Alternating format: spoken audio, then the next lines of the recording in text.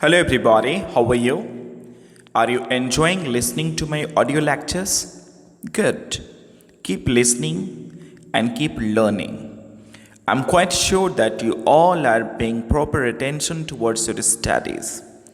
In the previous lecture, you went through the second chapter, and be sure that I will give you the important questions and answers too.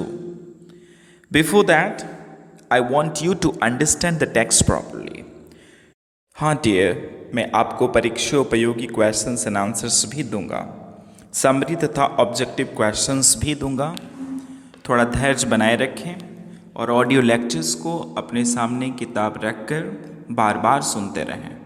अगर आपने अभी तक इस channel को subscribe नहीं किया है तो जल्दी सब्सक्राइब कर लें और बेल आइकन को भी प्रेस करें ताकि आगे आने वाले वीडियोस के नोटिफिकेशन आप तक पहुंच जाएं। तो चलिए शुरू करते हैं आज का चैप्टर, जिसका नाम है अ पिंच ऑफ स्नफ। ए का मतलब है एक, पिंच का मतलब चुटकी, ऑफ का मतलब का, स्नफ का मतलब है सूंघनी। अब सूंघनी क्या है? तो यह तंबाकू का ही एक प्रोडक्ट है जिसे लोग नशे के लिए प्रयोग में लाते हैं।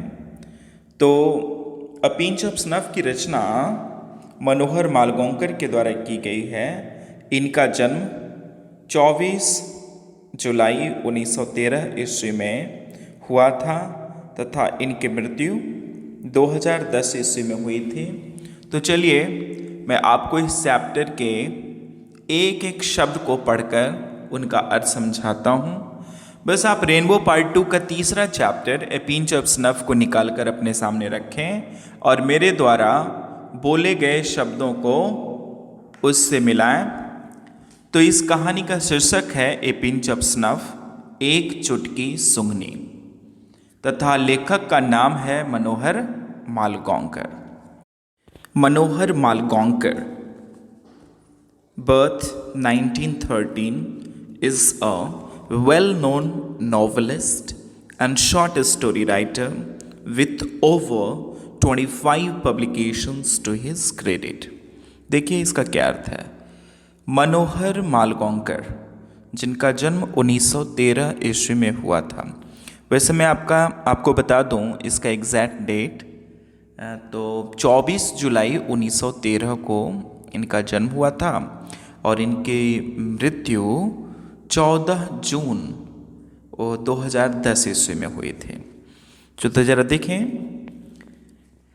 मनोहर Malgonkar is a well known novelist. Manohar Malgonkar एक जाने माने उपन्यासकार एंड शॉर्ट स्टोरी राइटर, छोटी छोटी कहानियों के लेखक थे। With over 25 publications to his credit, और उनके नाम 25 से भी ज़्यादा प्रकाशन हैं। His important works include Distant Drum, The Princess, A Bend in the Ganges and Bombay Weaver। देखिए क्या अर्थ है।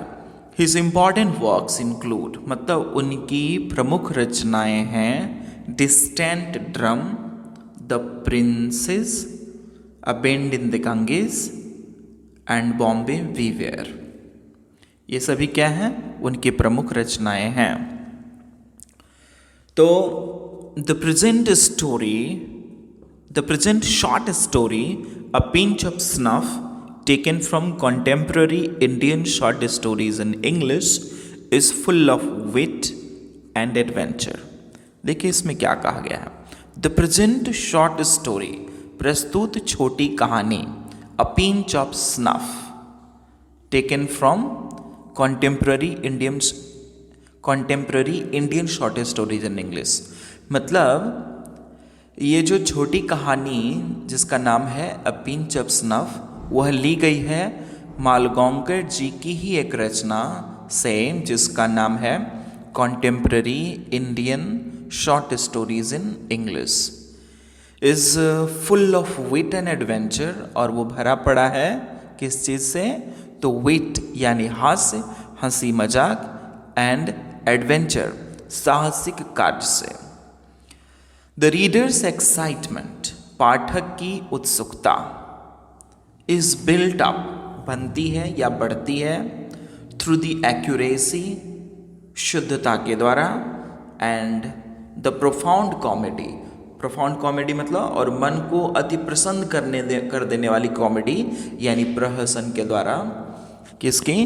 तो ऑफ मनोहर मालगोंकर्स नैरेटिव, मनोहर मालगोंकर की नैरेटिव यानी कथानक का मतलब पाठकों की उत्सुकता मनोहर मालगोंकर की जो कथानक है उसकी शुद्धता एवं मन को अति प्रसन्न कर देने वाली, मन को अति प्रभावित कर देने वाले प्रहसन के द्वारा बढ़ती है। इस कहानी के प्रमुख पात्र नानू काका हैं जो लेखक के मामा जी हैं। नानू काका अपना काम निकालने के लिए झूठ भी बोलते हैं तथा वे किसी भी हद तक जा सकते हैं। तो देखें, हमारा फर्स्ट पॉइंट है मदर्स अनाउंसमेंट शुक मी। मदर्स अनाउंसमेंट, माँ की घोषणा ने मुझे हिला दिया। शेक मतलब हिलाना, शुक मतलब हिला दिया। नानू काका इज कमिंग, माँ ने क्या कहा? नानू काका इज कमिंग, नानू काका आ रहे हैं। शी सेड, उसने कहा। ओह माई गॉड, हे मेरे भगवान, आई सेड, मैंने कहा। Couldn't we send him a wire, क्या हम लोग उन्हें कोई तार वगैरह नहीं भेज सकते हैं? सेइंग, ये कहते हुए कि वी आर लिविंग, हम लोग कहीं जा रहे हैं, एंड आई एम ट्रांसफर्ड और समथिंग, या फिर मेरा ट्रांसफर या कुछ हो गया है। नो डियर, मदर सेड, माँ ने कहा। He must be already on the train, अरे वो तो पहले से ही ट्रेन में बैठे हुए होंगे। बिसाइड्स, इसके साथ साथ, शी एडेड रीएश्योरिंगली, इसके साथ साथ उन्होंने अपनी बात को और आगे बढ़ाया। रीएश्योरिंगली मतलब विश्वास दिलाते हुए, आश्वासन देते हुए। He says he cannot stay here for more than 2 or 3 days, वे कहते हैं कि वे यहाँ 2 या 3 दिन से ज़्यादा नहीं रहेंगे। What is he coming to Delhi for in this heat? वे किस लिए आ रहे हैं दिल्ली इस गर्मी में? He wants to see some minister, हाँ वो कोई मिनिस्टर से मिलना चाहते हैं, कोई मंत्री से मिलना चाहते हैं। What? क्या? That means he will be here for weeks, इसका मतलब है कि वे यहाँ कई सप्ताह तक रहेंगे। Ministers don't see people for weeks, months, oh my God, मंत्री लोगों से कई कई सप्ताह, कई कई महीनों तक नहीं मिलते हैं। ओ माई गॉड, ओ मेरे भगवान। चलिए 7th पॉइंट में आए। If your Nanu Kaka wants to see a minister, यदि तुम्हारे नानू काका मंत्री से मिलना चाहते हैं, आई एम श्योर, मैं निश्चिंत हूं, मैं सुनिश्चित हूं, he will manage to see him, वो उससे मिलने का प्रबंध कर लेंगे। मदर सेड, माँ ने कहा। Any time of the day और नाइट, दिन या रात के किसी भी समय वो मिलने का प्रबंध कर लेंगे। 8th point, mother has always been very loyal to her side of the family, माँ हमेशा ही रही है अपने परिवार वालों के तरफ काफ़ी लॉयल, काफ़ी वफादार रही है। एंड और आफ्टर ऑल, आखिरकार नानू काका इज हर ब्रदर, और नानू का आखिरकार नानू काका उसके भाई हैं। I on the other hand, मैं दूसरी ओर, may have something of a complex about ministers. I on the other hand, मैं दूसरी ओर, मे हैव हो सकता है कि have something of a complex about ministers, कि मिनिस्टर्स के प्रति थोड़ी जटिल धारणा रखता हूँ, जटिल विचार रखता हूँ। I am an under secretary, मैं एक अंडर सेक्रेटरी हूँ, यानी कि सह सचिव हूँ, वो भी ऑन प्रोबेशन, मैं प्रोबेशन पीरियड में हूँ, यानी मैं ट्रेनिंग में हूँ।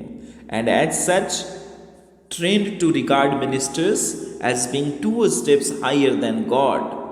और मुझे ऐसी ट्रेनिंग दी गई है कि हम क्या करें, रिगार्ड मिनिस्टर्स, कि हम मंत्रियों को रिगार्ड करें. कैसे रिगार्ड करें, तो as being 2 steps higher than God, कि हम मिनिस्टर्स को भगवान से भी 2 कदम आगे माने. और the secretaries being just 1 step higher, और जो सचिव होते हैं उनको हम लोग कैसा मानते हैं, जस्ट 1 step हायर, 1 कदम आगे. चलो 9th पॉइंट में आते हैं. I was waiting on the platform when the train came in. मैं प्लेटफॉर्म पे इंतज़ार कर रहा था जब ट्रेन आई. नानू काका stood in the doorway of a second class carriage. नानू काका खड़े थे कहाँ, इन द डोरवे, दरवाजे पर, of A second class carriage, द्वितीय श्रेणी वाले डिब्बे के दरवाजे पर खड़े थे. ए स्ट्राइकिंग फिगर, एक प्रभावक चेहरा. वाइट हेयर्ड, उजले बाल वाले, विथ एन इम्प्रेसिव मुस्टेच, प्रभावक मूछ के साथ. He still wears the old fashioned knee length black coat. वे अभी भी पहनते हैं वो पुराने जमाने का नी लेंथ ब्लैक कोट, घुटने के लंबाई का ब्लैक कोट, काले रंग का coat. And the red silk pagri, और लाल रंग के सिल्क का पगड़ी ऑफ द दक्कनी ब्राह्मण. दक्कनी ब्राह्मण होते हैं वो दक्षिण भारतीय ब्राह्मणों के लिए यहाँ प्रयोग किया गया है, दक्कनी ब्राह्मण. And drapes a white angocha round his shoulders, और अपने कंधों पे मोड़ लेते हैं, क्या ड्रेप कर लेते हैं, ए वाइट अंगोछा, एक उजले रंग का, सफ़ेद रंग का अंगोछा यानी गमछा जिसको हम कहते हैं. चलिए 10th पॉइंट में आए. As I went up he handed me a basket. जो ही मैं वहाँ पहुँचा उनके पास, ही हैंडेड मी अ बास्केट, उन्होंने मेरे हाथ में एक टोकरी दे दिया. Take this out quick, he whispered, इसे जल्दी बाहर ले जाओ, वे बुदबुदाए. I will join you outside the station, मैं तुमसे मिलूंगा स्टेशन से बाहर. आई आस्क्ड नो क्वेश्चंस, मैंने कोई प्रश्न नहीं पूछा. I tucked the basket under my arm and turned, मैंने अपने बाह के नीचे बास्केट को दबा लिया. एंड टर्न्ड, और मुड़ गया. Only to bump into an enormous Marwari woman, और एक विशाल मारवाड़ी महिला से, यानी एक हट्टी कट्टी मोटी ताजी मारवाड़ी औरत से टकरा गया. Who had her head covered in a burqa, जिसने अपने हेड को बुर्का से ढक लिया था. But my apologies were drowned by the strange sounds emanating from the basket. देखिए, बट माई अपॉलजीज, अपॉलजी का मतलब क्षमा करना, क्षमा, लेकिन यहाँ अपॉलजीज का मतलब है क्षमा मांगने वाले जो शब्द हैं, क्षमा मांगने के लिए जिन शब्दों का प्रयोग किया जाता है उसे बोलते हैं अपॉलजीज. तो but my apologies were drowned by the strange sounds, मेरे जो अपॉलजीज थे वो बह गए, डूब गए. किस चीज़ में, किस चीज़ के द्वारा, तो बाई द स्ट्रेंज साउंड, विचित्र प्रकार की जो आवाज़ निकल रही थी, एमिनेटिंग फ्रॉम द बास्केट से. The protest of an outraged kitten, और वो जो प्रोटेस्ट थे, विरोध के स्वर थे, किसके, of an outraged kitten. Outraged का मतलब है गुस्साए हुए, किटेन मतलब बिल्ली का बच्चा. स्पिट्स, स्ट्रप्स, मेव. हाँ, अब देखो यहाँ स्पिट का क्या अर्थ है, मतलब है स्पिट का अर्थ है गुर्राना, और स्ट्रप का मतलब कोई दर्द से अगर काफ़ी उछलता है, उससे हम क्या बोलते हैं, स्ट्रप. तो स्पिट्स स्ट्रप्स मेव मेव मेव, वो गुर्राई और दर्द से उछली और क्या की, मेव मेव मेव, यानी कि म्याओ म्याओ म्याओ। चलिए 12th में देखें, आई डक्ड एंड रैन। डक का मतलब होता है बत्तख, और डक वर्ब के रूप में अगर प्रयोग किया जाए तो इसका अर्थ होता है डूबना, डूब जाना। लेकिन यहाँ वो अर्थ नहीं है, यहाँ डक का मतलब है दुबकना। आई डक्ड एंड रैन, मैं दुबका और भागा। एंड मिंगल्ड, मिंगल मतलब है मिल जाना, मिंगल्ड विद द क्राउड, और भीड़ में जाकर मिल गया। And squeezed through the gate, और गेट से बाहर कैसे निकला, तो दबते हुए, चपाते हुए, निचुड़ते हुए बाहर निकला। क्यों भाई, तो in the wake of A Sikh marriage party, क्योंकि एक सिख की शादी वाली पार्टी थी और उसमें काफ़ी भीड़ थी, और उस भीड़ में हम दबते कुचलते हुए गेट से बाहर निकले। 13 पॉइंट देखें, नानू काका वॉज लॉन्ग टाइम कमिंग। नानू काका को आने में लंबा समय लग गया, काफ़ी समय लग गया। The station yard was nearly empty, वो स्टेशन वाला जो यार्ड था वो बिल्कुल ही एम्प्टी था, खाली था। And the last tonga had gone when he emerged, और जो अंतिम तांगा भी था ना वो चला गया था। व्हेन ही इमर्ज्ड, जब वे प्रकट हुए, जब वे आए, है ना, जब तक वो आया तब तक लास्ट तांगा भी चला गया था। तो कैसे आए, तो इमर्ज्ड एस्कॉर्टेड बाई, एस्कॉर्ट का मतलब है सुरक्षा देना, तो एस्कॉर्टेड बाई सुरक्षित होकर के, लग रहा है उनका बॉडीगार्ड आ रहा है साथ में, by A fawning ticket inspector. Fawning का मतलब होता है चापलूस, तो वे सुरक्षित होकर के आ रहे थे एक चापलूस टिकट इंस्पेक्टर के द्वारा। 14th पॉइंट में आते हैं, no room in the third class. तीसरे दर्जे वाले डिब्बे में कोई जगह नहीं थी। And they wouldn't issue second class tickets without reservation, और वे लोग बिना रिजर्वेशन के, बिना आरक्षण के सेकेंड क्लास की टिकट इशू नहीं करेंगे, द्वितीय दर्जे की टिकट इशू नहीं करेंगे। नानू काका एक्सप्लेन्ड, नानू काका ने व्याख्या की, as he came up to me, जब वो मेरे पास आए। Had to travel second on a third class ticket, मतलब थर्ड क्लास की टिकट पे दूसरे दर्जे में यात्रा करनी पड़ी।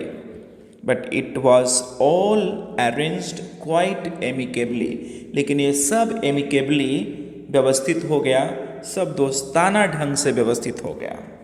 सच a nice young man the TC, कितना अच्छा आदमी है टीसी। यू सॉ, तुमने देखा, how he even came right out with me, तुमने देखा कि वो कैसे मेरे साथ यहाँ तक आया। सो दैट, ताकि, there should be no trouble, ताकि कोई परेशानी ना हो। The kitten of course travelled free, जो द किटन है, बिल्ली के जो बच्चे हैं, ने बेशक of course travelled free, free में यात्रा की। हाउ इज इट, कैसा है ये। वेरी क्वाइट, बिल्कुल शांत।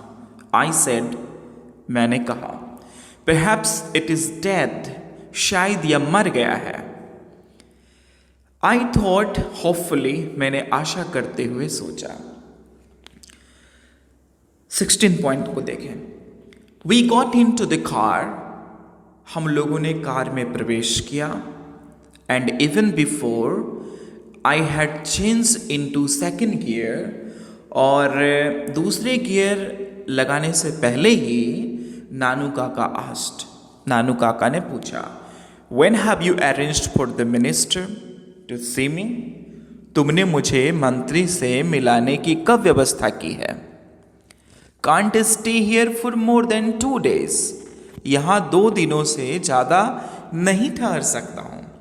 3 at last, अधिक से अधिक 3 दिन।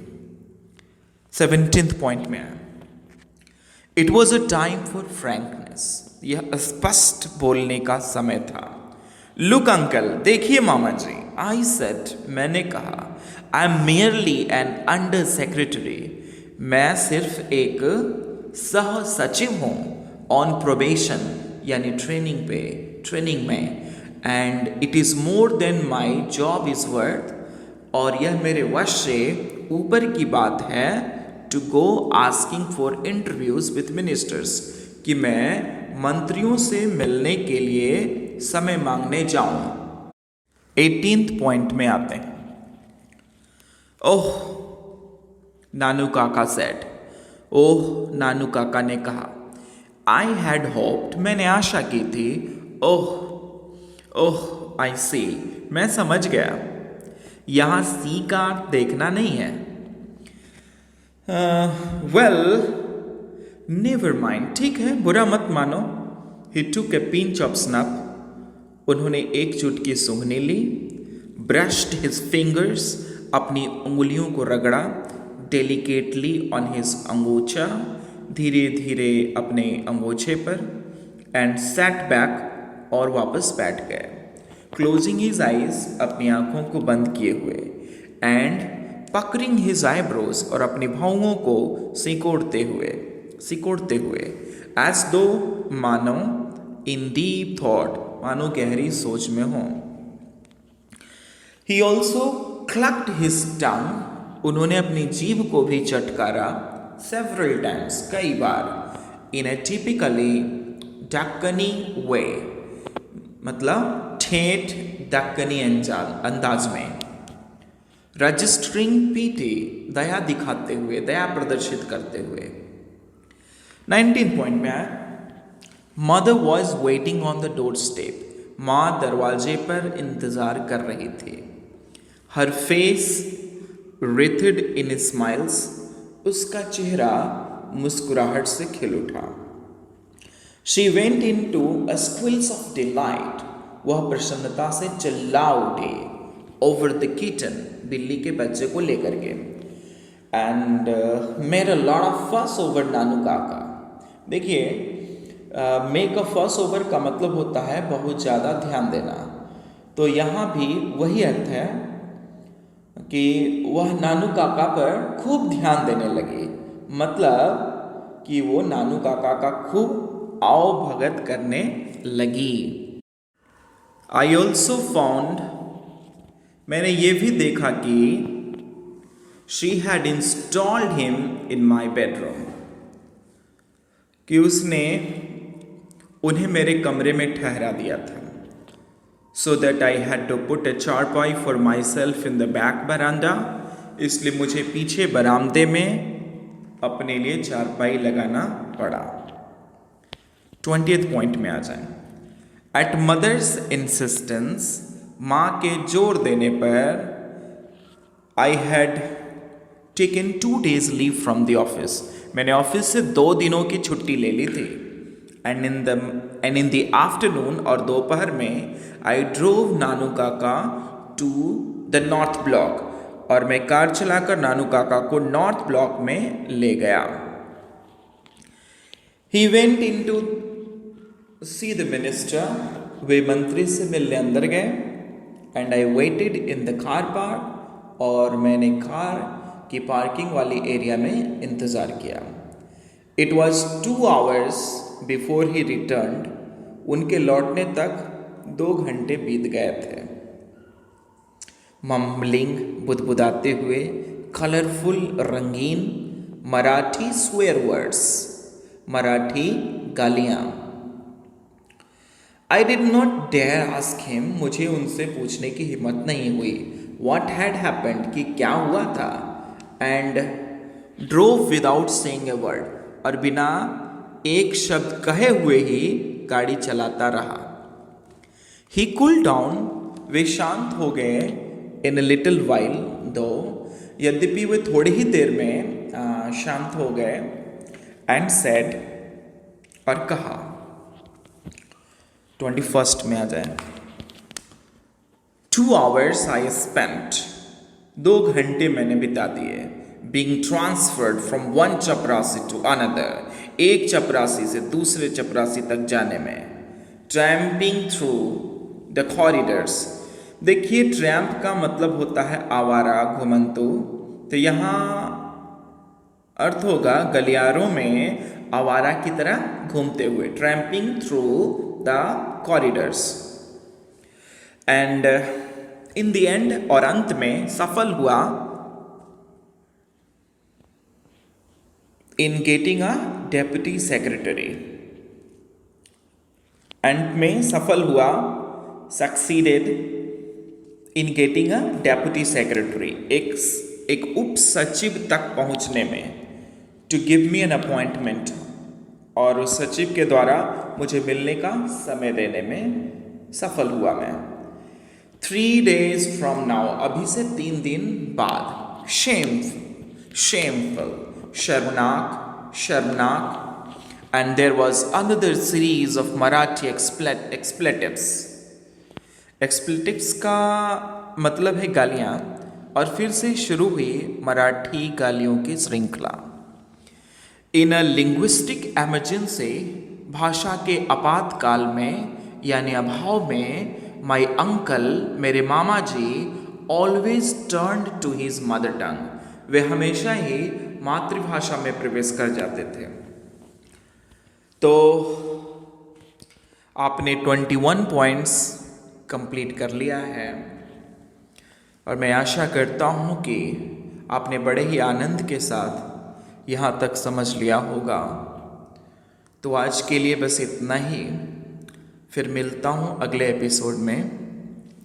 Thank you very much.